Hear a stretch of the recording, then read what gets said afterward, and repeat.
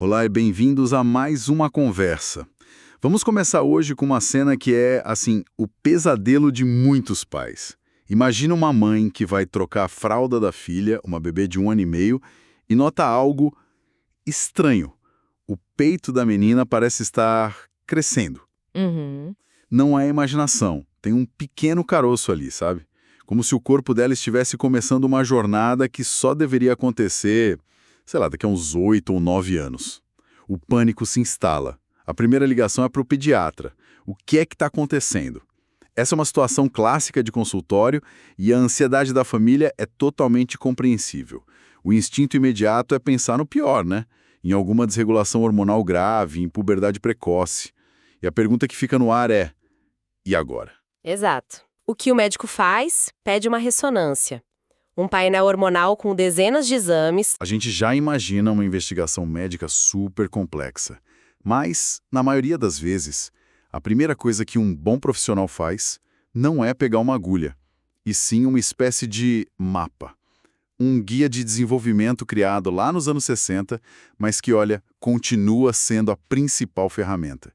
E para entender o final surpreendente desse caso, primeiro a gente precisa entender como funciona esse mapa. É isso. Esse mapa se chama Estágios de Tanner. E ele não é um conjunto de regras rígidas, mas sim um guia que nos ajuda a colocar as coisas em perspectiva. Ele transforma um processo que parece caótico, muito individual, a puberdade, em algo observável, comparável. Uma linguagem comum, então. Exatamente. É a nossa linguagem comum para entender em que ponto da estrada do desenvolvimento uma criança ou adolescente está. Ok, então vamos desdobrar esse mapa. Para não complicar, vamos começar pela rota mais direta, a dos meninos. Como essa escala de Tanner funciona para eles? O material que a gente analisou foca muito num sinal externo bem claro: os pelos pubianos. Sim, é um dos marcadores mais fáceis de observar. A escala vai de 1 a 5. O Tanner 1 é o ponto de partida, a infância. Sem pelos, simples assim. O motor da puberdade ainda está desligado. Ok, essa parte é fácil. Aí o primeiro sinal de que algo começou a mudar é o Tanner 2. Surgem alguns pelos, geralmente na base do pênis, são finos, lisos e, o mais importante, ainda são poucos. O material até usa uma descrição curiosa. São contáveis. Contáveis. Mas, peraí, isso parece uma definição meio vaga, não? Quer dizer, o que é contável para uma pessoa pode não ser para outra. Isso não deixa a avaliação um pouco subjetiva demais para ser uma ferramenta médica? É uma ótima pergunta. Parece subjetivo, né? Mas na prática clínica funciona muito bem. Ninguém vai de fato contar os pelos. Bom. A ideia é criar um limiar. Se você bate o olho e consegue diferenciar dos fios individualmente, provavelmente é Tanner 2. O grande salto acontece no Tanner 3. A descrição aqui é o oposto. Pelos demais para contar. Agora eles são mais grossos, mais escuros e encaracolados e cobrem uma área bem maior. Entendi.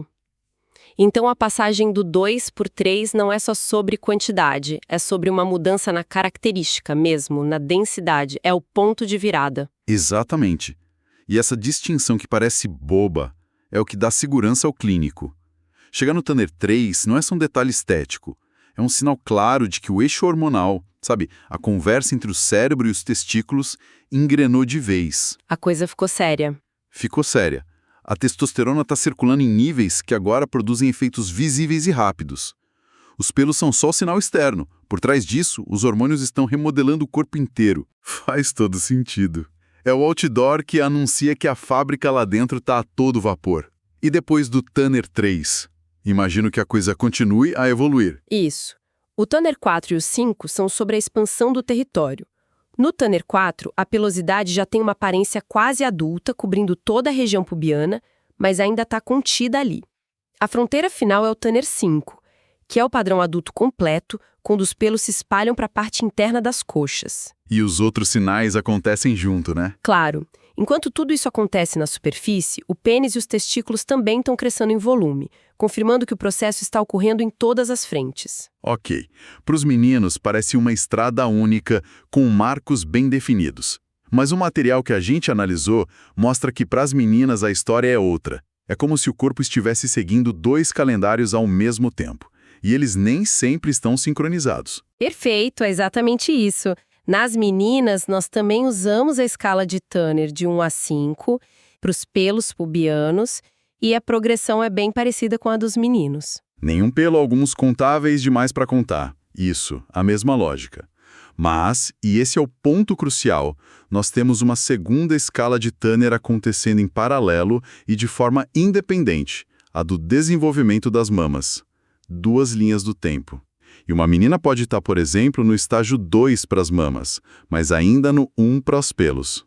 Pode, e é muito comum. Na verdade, na maioria das meninas, o desenvolvimento das mamas começa antes.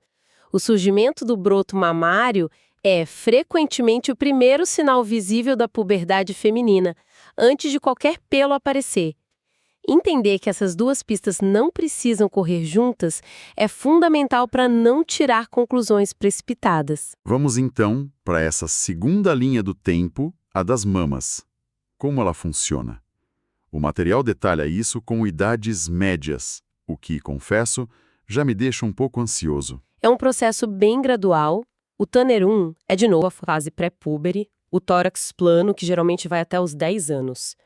O começo de tudo é o Turner 2, que surge em média entre os 10 e 11 anos e meio. É o famoso broto mamário. O carocinho. Exato. É uma pequena elevação da mama e da papila, e a areola, que é a pele mais escura ao redor, começa a aumentar de diâmetro. Esse é o momento que muitas vezes pega as famílias de surpresa, imagino. Sem dúvida. Depois, no Turner 3, que vai mais ou menos dos 11,5 aos 13 anos, a mama e a areola continuam a crescer, mas sem separação de contornos. O Turner 4 é interessante.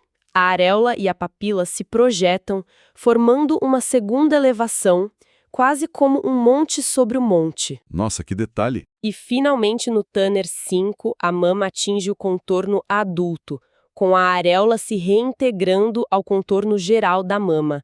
É impressionante o nível de detalhe. Mas voltando à minha ansiedade, ter essas idades médias de referência não acaba criando um padrão que gera mais preocupação do que ajuda? Quer dizer, e se uma menina começa a desenvolver o broto mamário aos 9, ou só aos 12?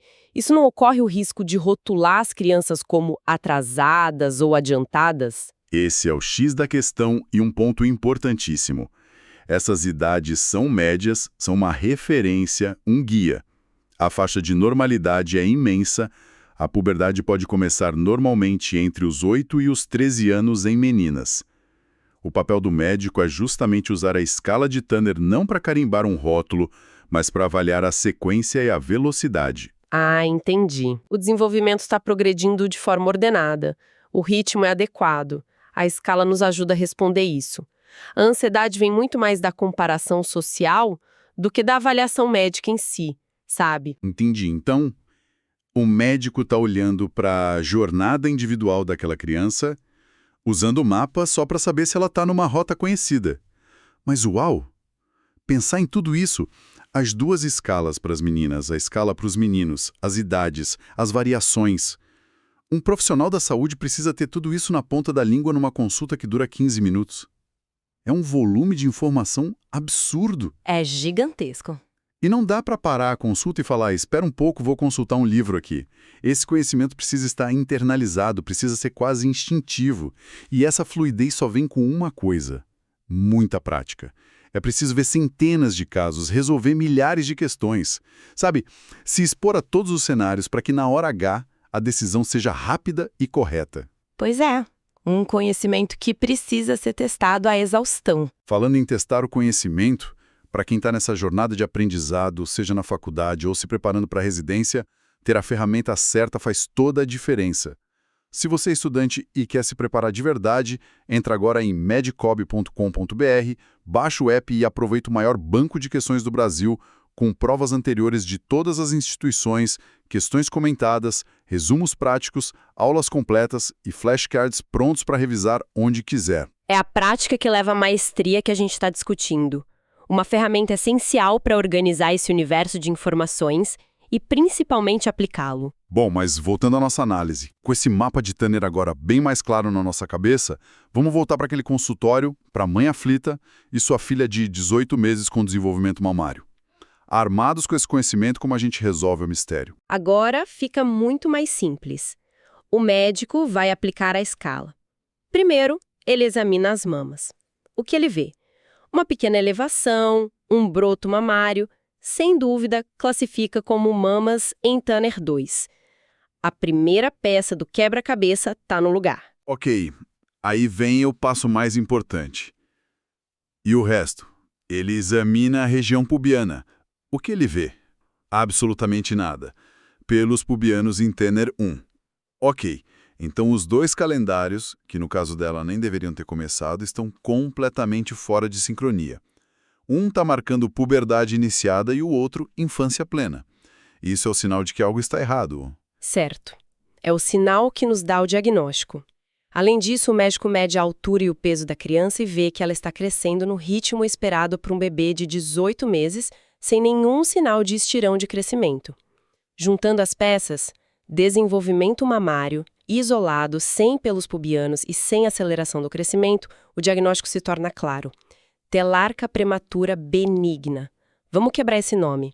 Telarca, a gente já entende que vem do desenvolvimento das mamas, prematura porque aconteceu muito antes da hora, mas a palavra-chave aí, imagino, seja benigna. Completa.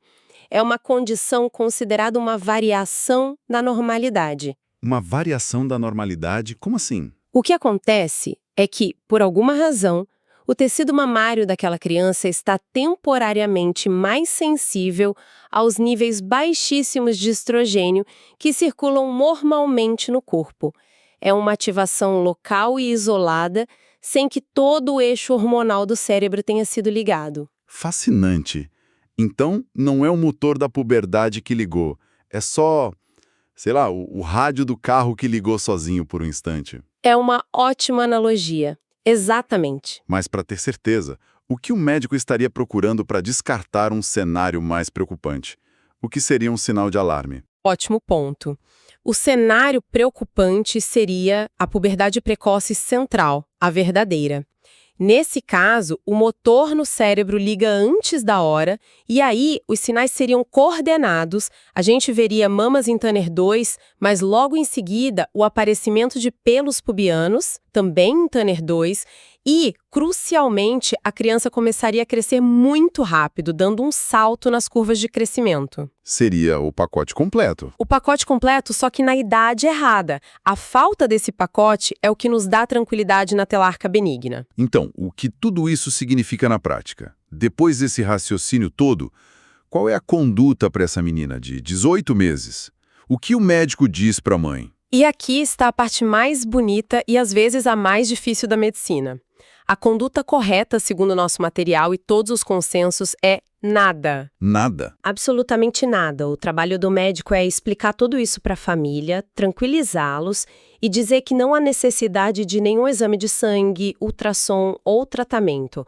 A orientação é apenas observar. Na maioria dos casos, esse desenvolvimento mamário regride sozinho com o tempo ou, no mínimo, fica estável até a hora certa da puberdade começar de verdade. Uau! Então, de um pânico inicial que poderia levar a uma cascata de exames invasivos, ansiedade e custos, o conhecimento profundo do mapa do desenvolvimento leva à conclusão mais simples e elegante possível. Está tudo bem, vamos acompanhar. Precisamente. A grande lição é que nem todo desvio do cronograma padrão é um problema. Demonstra a importância de olhar para o quadro completo em vez de reagir a um único sinal, né? As escalas de Tanner nos dão o contexto, a gramática para ler a história que o corpo está contando. Sem essa gramática, a gente lê a história errada. Resumindo a nossa análise de hoje, então. A gente partiu de um caso clínico que parecia muito assustador, um bebê desenvolvendo mamas, e para entendê-lo, mergulhamos nos estágios de Tanner. Vimos como esse mapa classifica o desenvolvimento para meninos e meninas, com a complexidade das duas linhas do tempo para elas. E, no fim, usamos esse mapa não como um conjunto de regras, mas como uma ferramenta de diagnóstico para concluir que o caso assustador era, na verdade, uma variação normal que exigia só uma coisa: tranquilidade. Exato. E refletindo sobre tudo isso, a gente passou esse tempo todo falando de como o corpo tem um roteiro, um mapa, mesmo que com muitas variações e desvios de rota. Mas isso me faz pensar em algo mais profundo. Nós nos concentramos tanto em mapear o físico, em criar estágios para pelos e mamas, que talvez a gente esqueça que a jornada emocional e psicológica da puberdade não tem um mapa desses. A questão que fica é, se o corpo de uma criança de 8 anos está em Tanner 3, biologicamente entrando na adolescência, mas a mente dela ainda é de uma criança de 8 anos, como nós, como sociedade, ajudamos a navegar essa dissonância? A verdadeira complexidade da puberdade talvez não esteja no corpo, mas justamente nessa lacuna que se abre entre o desenvolvimento físico, que podemos medir, e a maturidade emocional, que é invisível.